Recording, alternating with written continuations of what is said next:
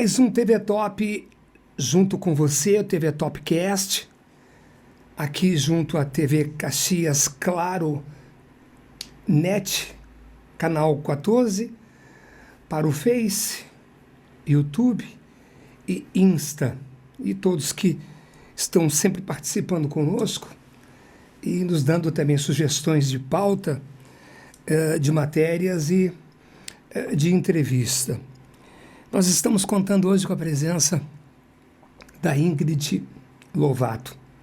Ela é psicóloga e irá abordar com a gente um dos temas que está muito focado mundialmente, mas que tem tocado, na verdade, na questão psicológica, das diversas formas que está sendo tocado na questão psicológica, que é o bebê reborn, onde casais se adotam de uma situação a qual verdadeiramente acha a fantasia, a ilusão de real a verdadeira.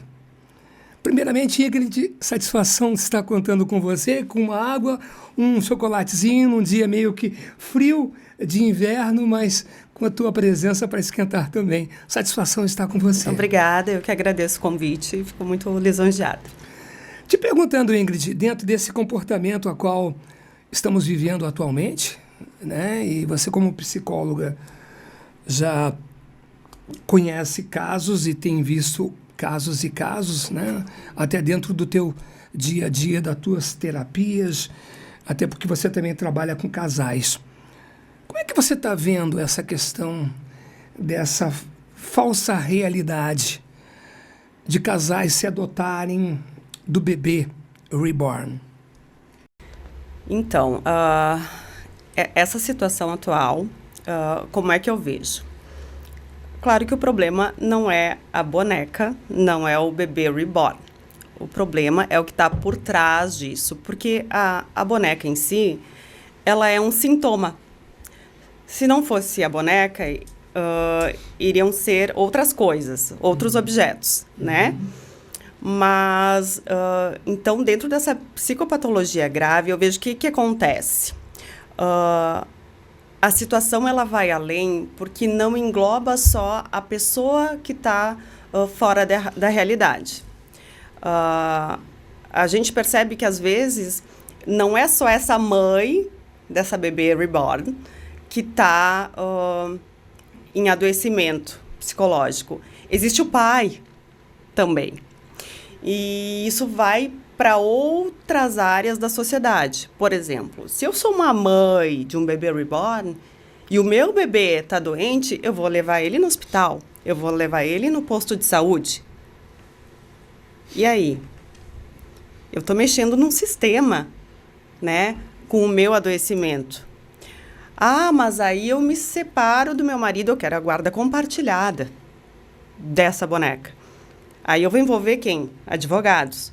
Então, eu acredito que por isso que isso teve um boom, mas isso já acontece com outras situações, não com bebê reborn, é a pessoa que está fora da realidade, que ela não distingue a realidade da fantasia, né? Eu só acho que aflorou por ser algo que mexe também com outras áreas que não só a dela. Uhum.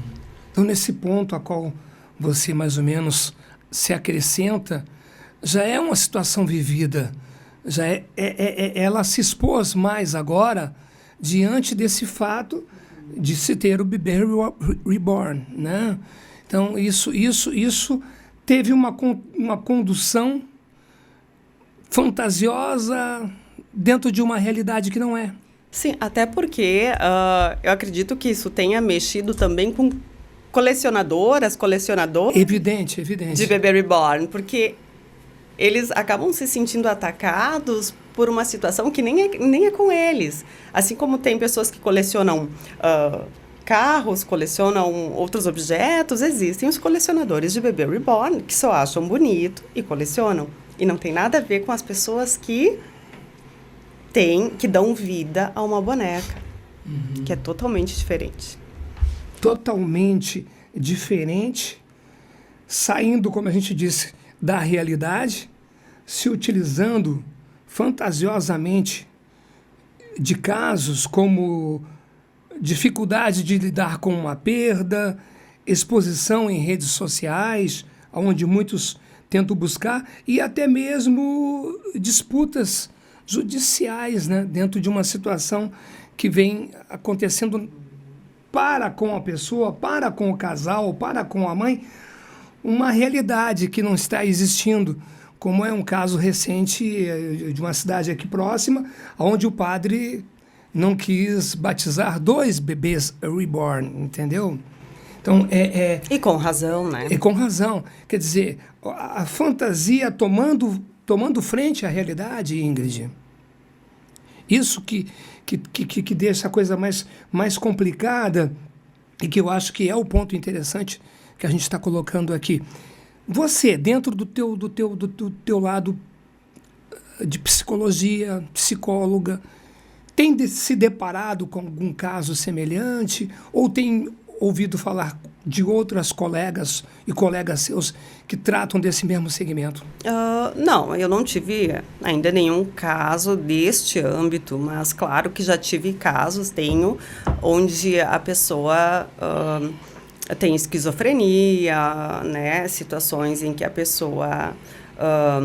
transtorno dissociativo de identidade, né, múltiplas personalidades. As múltiplas personalidades que vêm a tomar posse de uma outra situação, né? E aí, claro, comorbidades como a fuga da realidade. Então, sim, numa situação dessas, a gente tem que muitas vezes, entrar na história desse paciente. Porque se o meu paciente me diz que aquele prédio lá fora está pegando fogo, eu não tenho como dizer para ele que não está, porque ele está enxergando pegar fogo, né?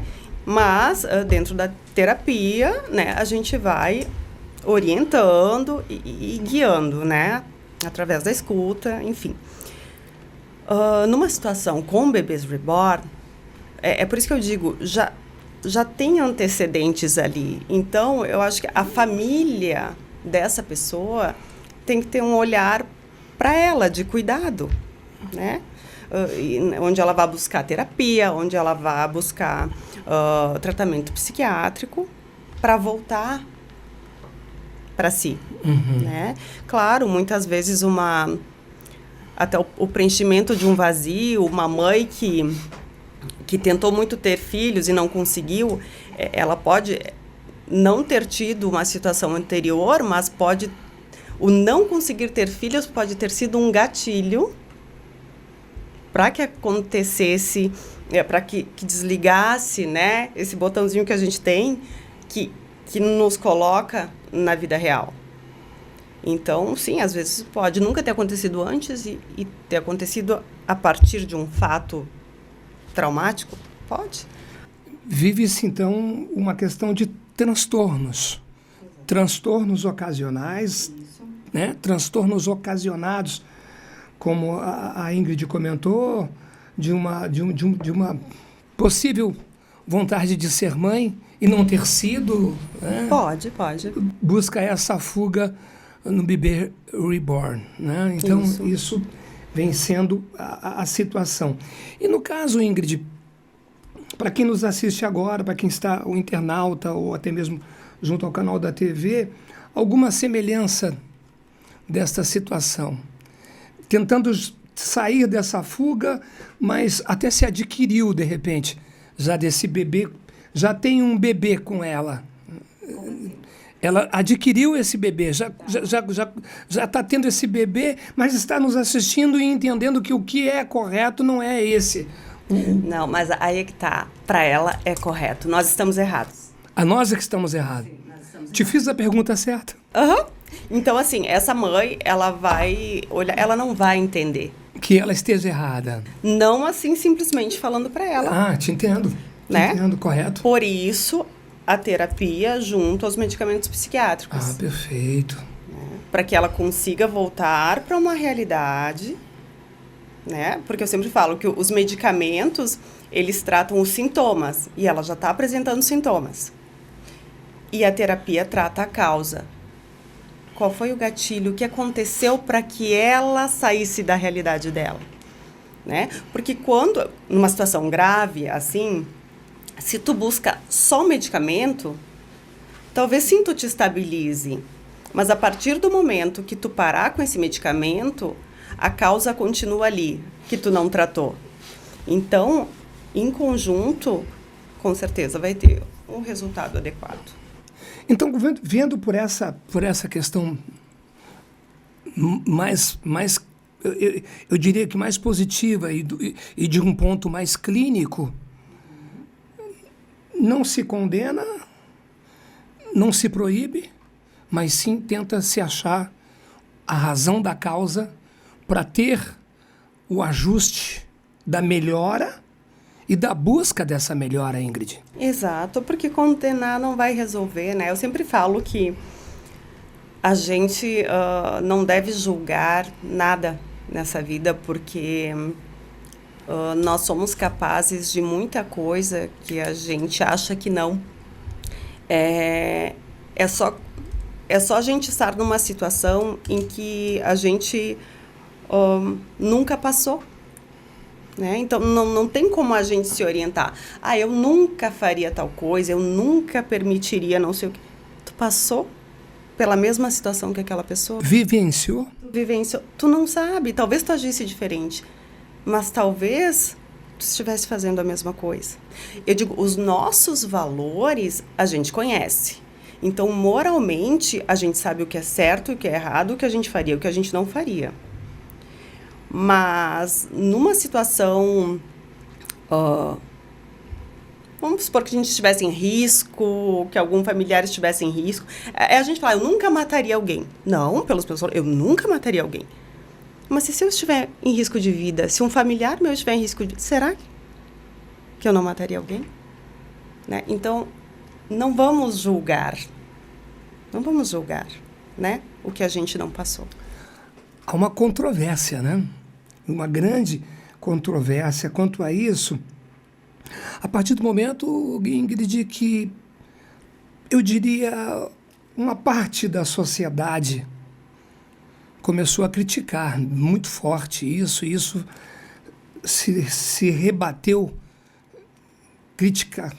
criticamente contra, né, a essas mamães desses bebês fantasia, não realidade.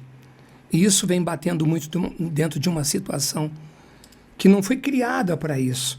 Quando eu coloco não foi criada para isso, é comentar até mesmo de uma artesã aqui em Caxias, que trabalha há mais de 15 anos com esses bebês para as meninas, né, para as crianças, e tomou uma outra condução, né? Mas aí vem no detalhe que você muito bem coloca, o que é a causa, o que é o fundo, o que aconteceu, o que buscou, né? E que muitas pessoas, ao criticar, não viu por esse lado. Muita gente te encontra com alguém no mercado, ou até mesmo numa clínica, ou em algum outro local, que tem sempre alguém que te criticando justamente o que você disse, não viveu, não sabe, e o que aconteceu. Esses dias eu até estava comentando, eu acho que até com a minha mãe, a bebê reborn hoje, ela é a bebezinho que eu tinha quando era criança, que minhas amigas tinham. E aquela bebezinha lá, ela era o mais parecido que tinha com o bebê. Na época da minha mãe, a bonequinha de pano era o que mais tinha parecido com o bebê. E o que a gente fazia? Quando eu era criança, aquela minha bebê, eu tinha um bercinho do lado da minha cama. Eu acordava, eu trocava a fralda dela, eu dava mamar, eu dava comidinha. Mais tarde, no passar do dia, eu trocava a fralda de novo, dava... Para mim, aquela boneca tinha vida. Eu era criança. A criança fantasia. Por isso que uma mulher que está nessa situação, ela está no mesmo estágio que uma criança. Tu não vai dizer para aquela criança que aquela bebê não tem vida. Para a criança, a bebê é uma bebezinha dela, é a bebê dela. E para essa mulher também. só que ela está naquele estágio, ela não... Ou ela nunca saiu, ou algum gatilho fez com que ela perdesse esse senso. Como você vê, é uma questão um tanto complexa, né? Em tratar, em lidar, em conviver, em tentar demonstrar a ajuda até mesmo de um familiar, porque a pessoa que está vivendo a situação, ela se encontra na realidade que ela está se admitindo existir, que é o fato de gostar do bebê reborn, é o fato de tê-lo como filho e achar que aquilo realmente é real para ela. E nesse ponto, Ingrid, qual a sugestão, qual é a colocação que a gente possa passar, eu diria, para algum familiar, ou para a pessoa mais próxima, ou amiga, para poder orientar a busca, a procura de um psicólogo, ter nessa busca realmente a indicação de que isso possa ter uma maneira, eu não diria que de imediata, né? Mas conclusiva de tudo isso que esteja acontecendo. O que acontece, né? A pessoa, quando ela tem um transtorno, dificilmente ela vai admitir esse transtorno e buscar ajuda. Então, é sempre bom que alguém que conviva com ela, os familiares... Vamos pegar essa situação aí dos bebês reborn. Que algum familiar, algum cônjuge, enfim, amigo... oriente esta pessoa a buscar ajuda psicológica, não para tratar dessa situação onde ela está dando vida para essa boneca, mas para tratar de outras questões da vida, porque senão ela vai ser resistente a isso. Porque, como repito, para ela isso não é algo errado, nada de errado. Mas ir por um outro âmbito de buscar ajuda psicológica para resolver outras questões. E aí, dentro dessas questões, né, o psicólogo vai ter esse discernimento de começar a perceber que ela está fora de uma realidade e aí sim seguir, né, o trabalho psicológico. Todo um trabalho psicológico para se envolver, para se dedicar, trabalhando o amor, porque ela está se dando com o amor naquela situação, né, Ingrid? Exato. Ela está colocando o amor dela ali naquele objeto, né? Sim. É a personificação do objeto. Uhum. A personificação. Essa é a conclusão de que se interage na situação desse amor que não é real. Então tá aí o tópico muito interessante, dentro de um fato não nacional, não local, mas mundial, se vivenciando, né, cada vez mais. Por isso, convidamos a psicóloga Ingrid Lovato para que pudesse passar alguma informação, eu diria, objetiva, não conclusiva, mas que se tenha como um exemplo do que é o momento. A gente vai ao intervalo comercial com o DB Top e já estaremos voltando para falar de outros tópicos, as quais hoje a Ingrid se envolve em seu consultório e de que maneira você, como uma profissional, está se exercendo a sua profissão. Isso aí.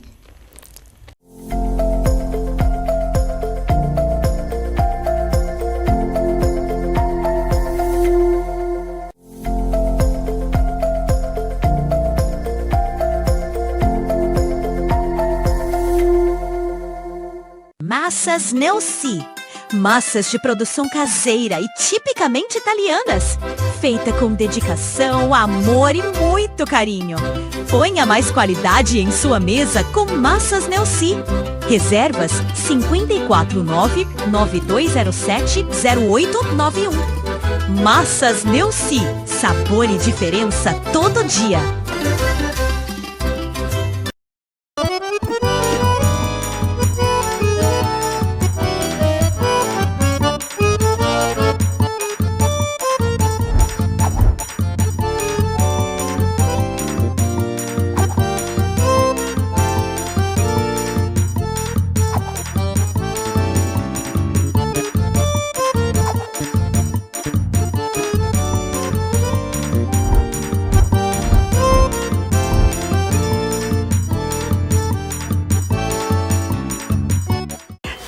dia, meninas. Hoje eu tô toda tecnológica. Esse tal de meu SUS digital é uma belezura. Tô chocada. Se preciso tomar uma vacina, é só ir ao UBS com meu documento e celular e pronto. O meu histórico já fica aqui no aplicativo. Se você não baixou, tá dando mole. Então é isso, galera. Eu mesma não deixo minha proteção pra trás. Vacina é sempre, viu?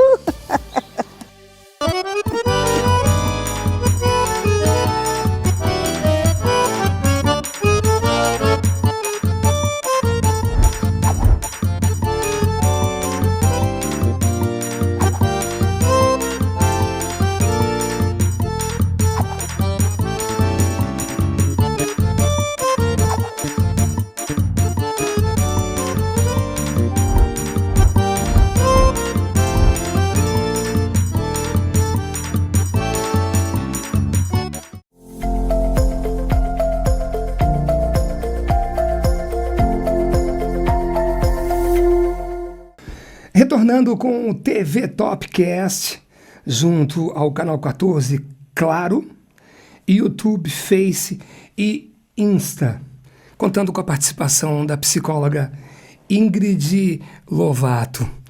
Entrando agora no que a Ingrid vivencia ao seu consultório e vem trabalhando em terapia de casais, né? O que é casos e situações diferenciadas, é claro, mas é importante você citar e comentar um pouco dessa terapia e do envolvimento que você faz com os casais. Ótimo. Eu sempre falo que as pessoas, às vezes, têm um conceito errado da terapia de casal, porque elas acham que a terapia é para o casal ficar junto, e não necessariamente. Muitas vezes a terapia de casal, ela é para o casal se separar da melhor forma possível, com menos danos. Então a terapia não é para salvar casamento, pode até salvar. Depende do casal.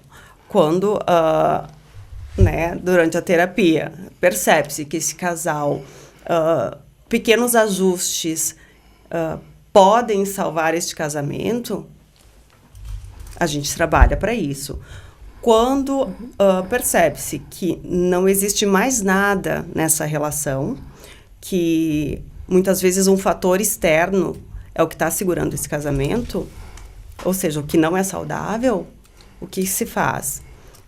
A gente trabalha para que esse casal se separe, ressignificando essa história, essa situação, para que não precisa ser um trauma. Eu sempre falo, separação não precisa ser uma tragédia.